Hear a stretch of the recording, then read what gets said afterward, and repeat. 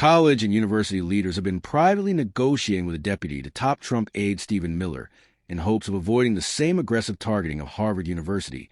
A person familiar with the matter said, as the administration looks to escalate its attacks on the Ivy League institution and other schools.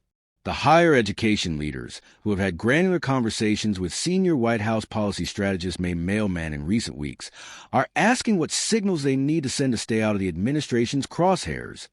The person said, Mailman works closely with Miller, an architect of the administration's strategy to target colleges over concerns they are not sufficiently policing alleged anti-Semitism on their campuses.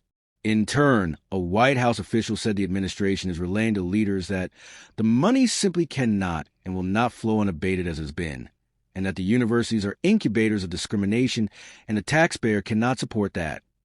These conversations come as the administration is investigating dozens of other schools, and as some school leadership comes to Washington.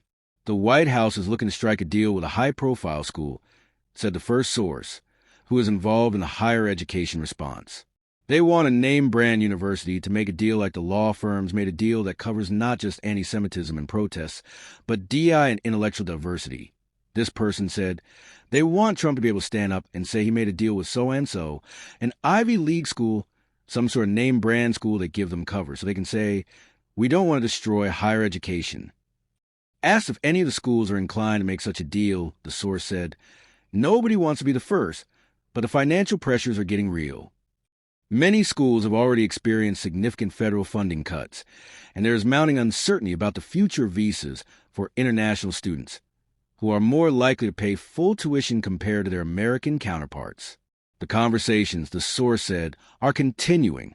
The president is always willing to make a deal that benefits America, and this has been true for any higher education institution willing to embrace common sense, stop violating the law, and commit to restoring civil rights and order on their campuses.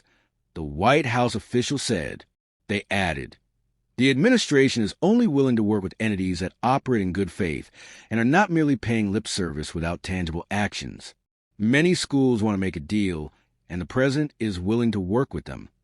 Officials at some other schools are waiting for the White House to turn its attention away from Harvard.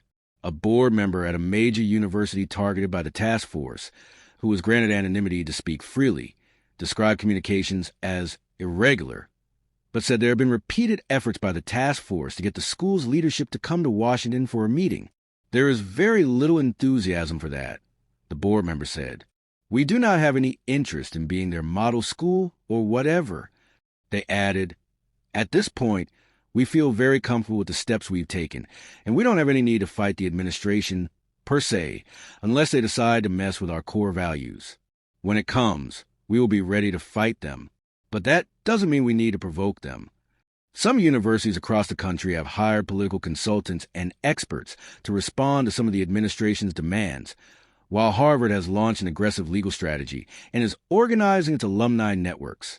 Efforts to target Harvard began even before President Donald Trump returned to office, with Trump allies arguing they're cracking down on anti-Semitism on campus amid the Israel-Hamas war.